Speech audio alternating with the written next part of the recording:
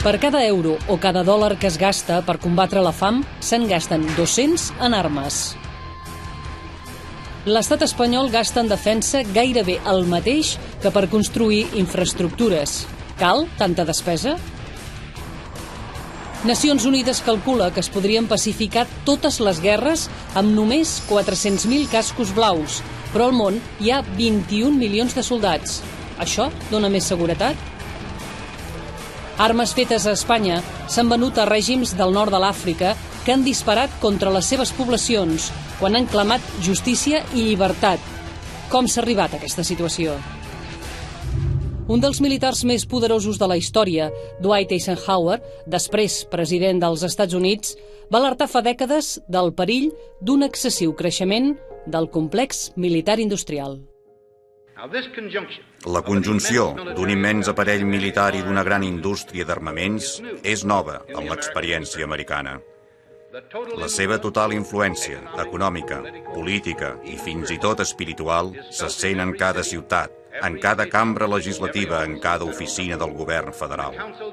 En el Consell de Govern hem d'evitar les compres injustificades per influència buscada o no del complex militar industrial. Exagerava Eisenhower? Fins a quin punt influencien els governs la indústria militar i l'exèrcit?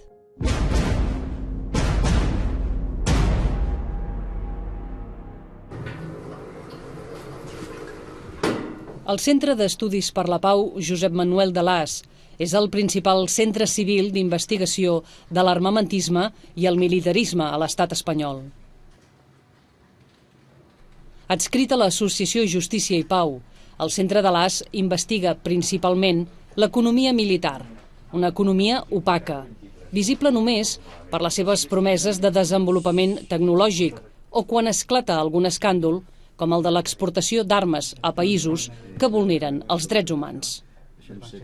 L'economia militar, el que trobem des de fa molts anys, és que es caracteritza per tres coses. Primer, per la seva opacitat, després perquè funciona amb unes dinàmiques que arrosseguem de fa molts anys, que no responen a unes realitats, a unes necessitats reals, i també perquè funciona a través d'interessos, de lobbies d'interessos que es relacionen amb el poder per aconseguir el seu tros de pastís en els pressupostos de l'Estat. Molts especialistes consideren que tant la indústria d'armament com l'exèrcit estan sobredimensionats. Quines són les amenaces o perills que té el territori espanyol de ser atacat des de l'exterior? Gairebé zero. Diguem-ho de veritat, gairebé zero. Doncs amb unes forces armades disminuïdes a 40 o 50.000 soldats, disminuiríem la despesa militar i la indústria militar en una tercera part. Un dels principals especialistes civils en defensa a l'estat espanyol és Jesús Núñez, que codirigeix l'Institut d'Estudis sobre Conflictes i Acció Humanitària.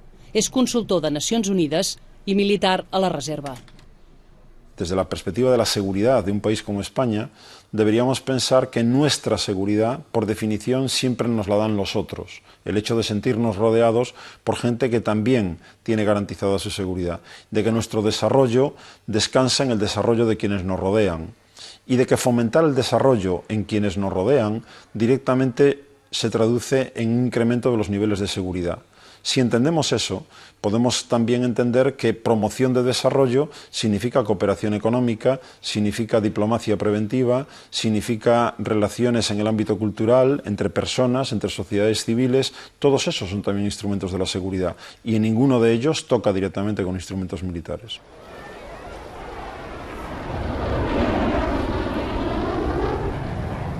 Entre els especialistes hi ha un ampli consens a considerar que el més segur és avançar-se als conflictes abans no degenerin en violència, a considerar que el que cal és entendre quines són les causes que els originen i actuar preventivament a través de la diplomàcia i de l'ajuda al desenvolupament. El problema és que aquest debat no es vol fer. No es vol fer i continuem mantenint unes forces armades sobredimensionades per la realitat de la defensa o seguretat del nostre territori i de la nostra població.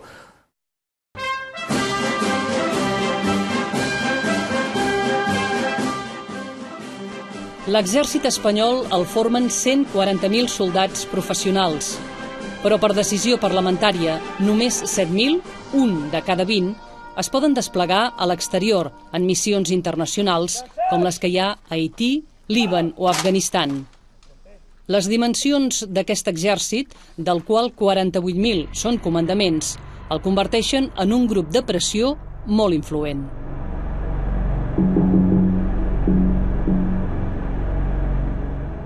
Si tenim 48.000 comandaments, 40.000 comandaments vol dir que poden exercir un lobby molt potent sobre el govern de torn per influir en les polítiques de defensa i de seguretat del país i, per tant, d'aquesta indústria i d'aquestes missions a l'exterior, perquè avui en dia se justifica el tenir forces armades per les missions a l'exterior, perquè a l'interior ja no hi ha amenaces ni perills. Por seguir manteniendo una estructura de defensa que necesita algún tipo de justificación a la hora de discutir el presupuesto, a la hora de explicar a la opinión pública para qué se tienen esas estructuras, estamos corriendo el riesgo de encargar a nuestras Fuerzas Armadas tareas que no les son propias, que deberían corresponder a Protección Civil, por ejemplo.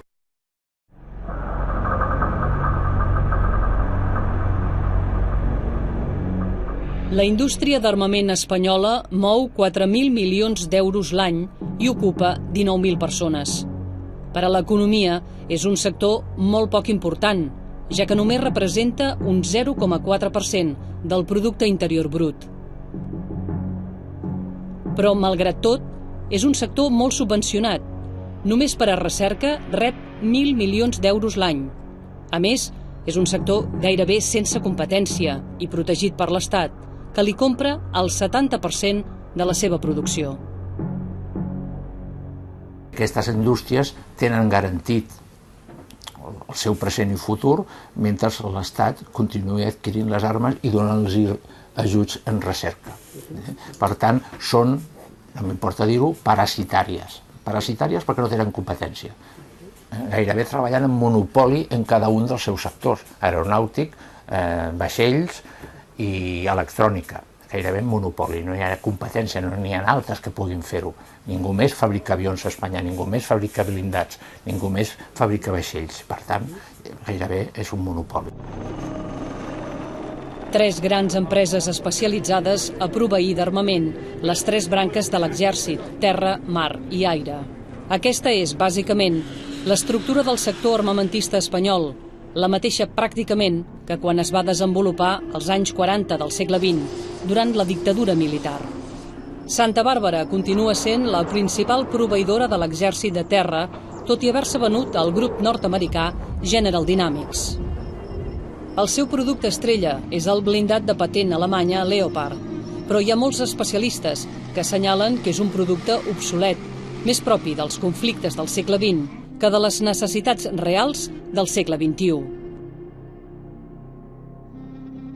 Nuestro cálculo mental no debería ser ya en términos de la última guerra, que es lo que suele ocurrir, y por lo tanto poniendo en marcha líneas de producción de sistemas de armas que seguramente no sirven para las contingencias actuales, sino para las que tuvimos en el pasado, y en eso entra tanto el Eurofighter como un carro de combate como el Leopard alemán con 60 toneladas, difícilmente utilizable a día de hoy, en donde tengan que desplegarse unidades de ejércitos europeos.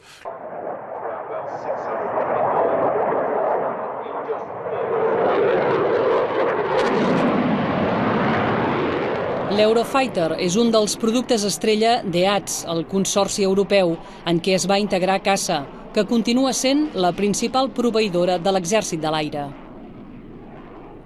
Però l'Eurofighter va ser dissenyat durant la Guerra Freda per fer front a la Unió Soviètica en combats aeris i molts especialistes el consideren també un producte obsolet.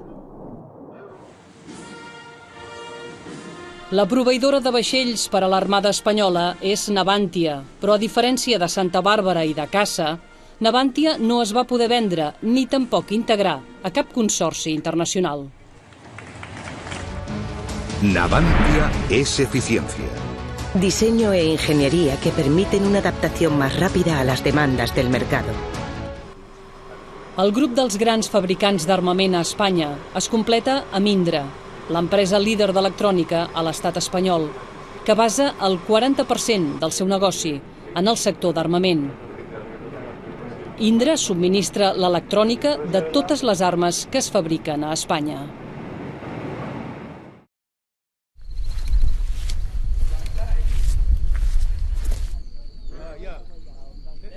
Un 30% de la producció espanyola d'armament no l'absorbeix l'exèrcit i s'exporta a altres països. Aquest fet ha convertit Espanya en el 6è exportador mundial d'armes des del 2008. Espanya té relacions militars i de compra i venda d'armes amb Israel, que és un país que està en conflicte directe amb Palestina, i això és tan reprovable com a vegades vendre a altres països. I també Espanya li ven a grans potències mundials que estan en guerra, i aquestes armes molt probablement, si són venudes a aquestes potències, siguin utilitzades en algunes de les guerres més grans que ara hi ha, com al millor Iraq o Afganistan. Espanya ven armes a països qüestionables, com Turquia i Colòmbia, que tenen greus conflictes interns, o com Ghana, que podria estar desviant armes espanyoles a països subsaharians en conflicte, o com Líbia, on l'exèrcit de Gaddafi va disparar contra els rebels bombes de dispersió de fabricació espanyola. Totes les exportacions d'armes espanyoles les ha d'autoritzar el govern central. El mateix govern decideix si una venda determinada és secret d'estat i, si és així, la informació no arriba ni tan sols a les Corts Generals. I tot indica que algunes exportacions van vulnerar la normativa europea i la legislació espanyola, que prohibeixen expressament vendre armes a països que no respecten els drets humans o que gasten en armament més que en sanitat o en educació. En muchas ocasiones nos encontramos con que hay una presión clara por parte del gobierno, sea cual sea el gobierno en cada caso, por intentar buscar clientes para esas empresas en el exterior. Con lo cual podríamos llegar a decir que el gobierno español se acaba convirtiendo en una especie de agente comercial para empresas, al margen de que sean privadas o públicas. Ahí tenemos a Francia buscando clientes a día de hoy, hasta en Rusia, donde va a vender los Mistral, un sistema de armas naval poderosísimo, y va a ser la primera vez que Rusia entra en esa dinámica, incluso comprando medios de la Europa occidental en sistemas de armas muy, muy delicados. Francia sigue buscando mercados, lo mismo hace España. Y al final lo que ocurre muchas veces, por desgracia, es que donde se queda todo el debate es en esa idea, dicha en términos coloquiales, de que si no se los vendo yo, se los va a vender otro. Por lo tanto, mejor se los vendo yo, que así defiendo empleo en mi país. Aquesta visió a curt termini dels països productors d'armament va ser denunciada amb contundència al Parlament Europeu a la primavera del 2010. Mentre Grècia negociava amb la Unió Europea les condicions del seu rescat financer per evitar el col·lapse econòmic, els principals governs de la Unió, Alemanya i França, negociaven simultàniament que Grècia els comprés armament per milers de milions d'euros. On est quand même hypocrite. Ces derniers mois, la France a vendu 6 frégates à la Grèce pour 2,5 milliards, des hélicoptères pour plus de 400 millions, des Rafales, un Rafale à 100 millions. Là, malheureusement, mon espionnage ne m'a pas permis de dire si c'est 10 ou 20 ou 30 Rafales. Ça fait presque 3 milliards. Et puis il y a l'Allemagne a vendu 6 sous-marins dans les prochaines années à la Grèce il y a quelques mois. Ça fait 1 milliard. Mais on est complètement hypocrite. On leur donne de l'argent pour acheter nos armes. Je demande à la Commission de faire un rapport ici au Parlement européen et au Conseil sur toute la vente d'armes des Européens aux Grecs et aux Turcs ces dernières années. Qu'au moins il y ait transparence.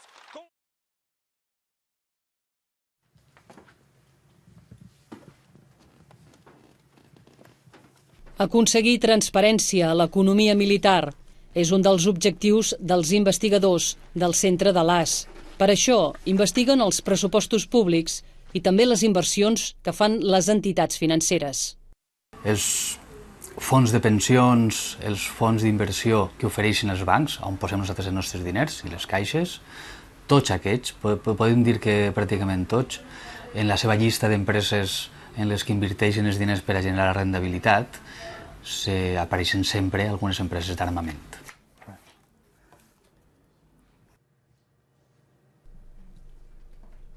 Els investigadors del centre de l'AS, juntament amb altres centres de recerca europeus i amb ONGs especialitzades, analitzen i documenten aquestes inversions en totes les entitats financeres de l'estat espanyol.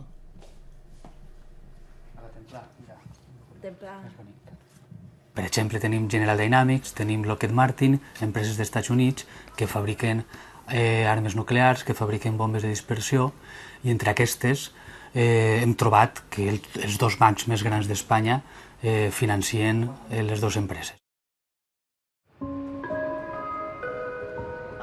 Jo vaig estudiar econòmiques amb la intenció de que a l'acabar la carrera ser economista, però el que va passar és que a l'hora de decidir el nivell d'implicació per aquesta ànsia de canviar les coses, treballar contra la guerra i contra qui prepara les guerres, contra tota l'estructura que fa que hi hagi finalment guerres, que hi hagi armes, que hi hagi exèrcits i que això passi simplement per inèrcia o per interessos econòmics o personals, això és una que em va atraure molt. Per ser més efectiu hem d'anar allà on es troben els bancs que financien les empreses d'armes, hem d'anar allà on estan les empreses d'armes. Anar a les juntes generals d'accionistes dels dos principals bancs espanyols per demanar-los que abandonin les inversions en armament és una de les activitats de Jordi Calvo. Ho fa com a part d'una campanya que el Centre de l'AS, juntament amb les ONGs SETEM i Observatori del Deute en la Globalització, fan des del 2008. Per tenir dret a intervenir a les juntes generals d'accionistes, la campanya compra accions de les dues entitats.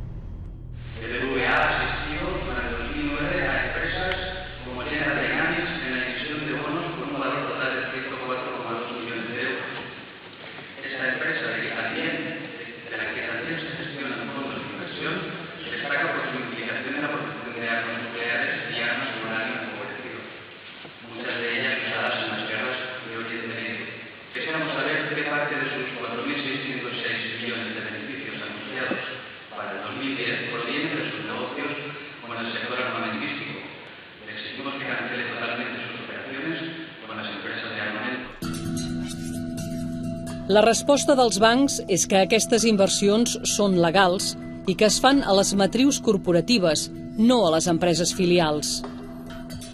Però són precisament les empreses filials les que acostumen a fabricar l'armament més qüestionat.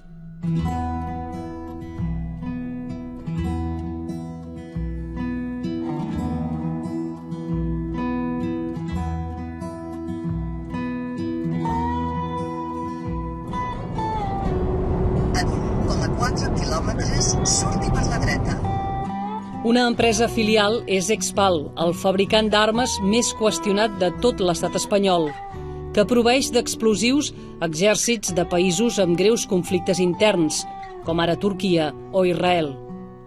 Entre els accionistes del grup propietari d'Expal, Maxam, hi ha els bancs Pastor i Santander, i la direcció de l'empresa mostra els lligams que sovint hi ha entre exèrcit, administració pública i indústria d'armament.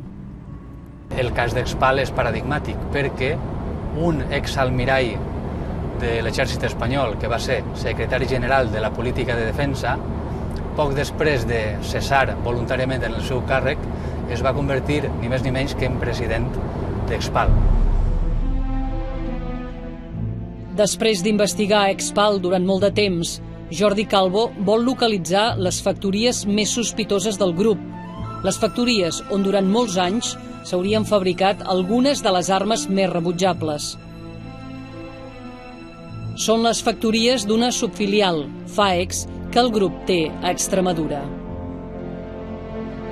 Aquesta empresa és una de les pitjors empreses d'armes d'Espanya. Aquí s'han fabricat durant molts anys, fins que li ho van prohibir, milers de mines antipersona, milers de bombes de dispersió. Per exemple, moltes d'aquestes mines antipersona encara es troben en Colòmbia, en el Sàhara Occidental, causant víctimes, causant mutilacions.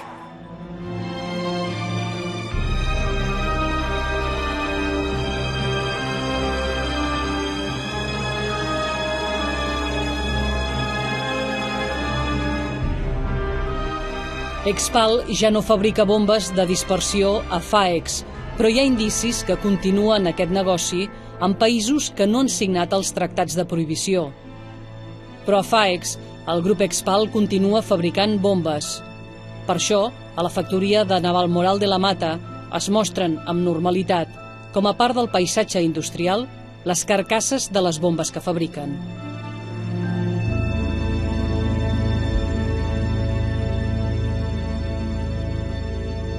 Aquestes bombes que veiem aquí són bombes molt similars, serien més grans les carcasses de les bombes de dispersió que es fabricaven en aquesta mateixa empresa, la BME 330, que podien contenir fins a 500 submunicions de dispersió. El grup Expal és proveïdor habitual de l'exèrcit d'Israel. I l'exèrcit d'Israel va llançar bombes de dispersió al Líban el 2006. Les bombes de dispersió afecten principalment la població civil, ja que les submunicions que no exploten poden quedar amagades durant dècades. Al Líban, 1 milió de submunicions no van explotar.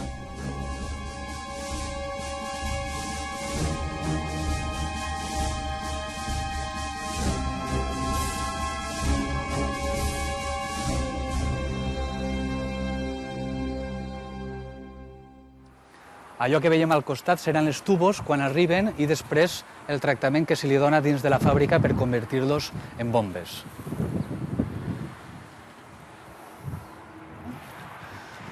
Aquesta aparent poca atenció que presten les empreses a amagar de vegades aquesta producció que tenen, com les carcasses de les bombes que hem vist abans,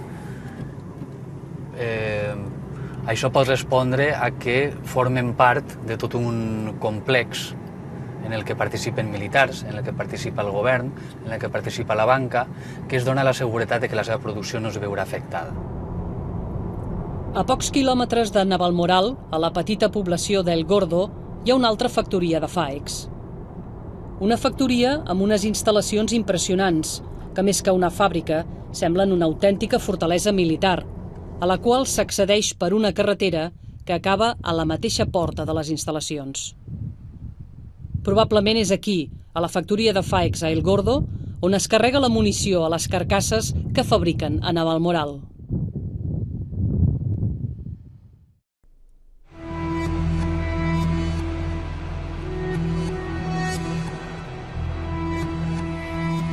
Als anys 90, amb la fi de la Guerra Freda, moltes indústries europees van deixar de produir armament per reconvertir-se a civils. Indústries que abans feien hèlices d'avió, ara fan molins de vent. Altres que feien rodaments per a blindats, ara els fan per a trens d'alta velocitat. El paradigma és reconversió d'indústria i exèrcits cap al sector civil. Però això, clar, requereix alguna més que 4 anys. Requereix 10, 15, 20 anys per poder reconvertir una inèrcia de segles. Al segle XXI, amb previsions de crisis energètiques i amenaces de canvi climàtic, els perills per a la seguretat seran, sens dubte, molt diferents dels del segle XX. Per això, molts especialistes consideren que és urgent posar fi ja a les inèrcies a què ens arrossega el complex militar industrial. Siempre se dice que el hombre es el único animal que tropieza 2 veces en la misma piedra. Podemos volver a tropezar y seguir considerando que frente a ese tipo de escenarios de crisis energéticas, de flujos migratorios descontrolados, sigamos pensando que son las armas el mejor medio de defensa. Si lo hacemos así, estaremos otra vez equivocándonos, porque no entenderemos, como ya decía en su momento Kofi Annan cuando era secretario general de la ONU, el desarrollo, la promoción del desarrollo, es la primera línea de defensa. Però l'estat espanyol destina a cooperació per al desenvolupament 4 vegades menys que a despesa militar i a diplomàcia 8 vegades menys.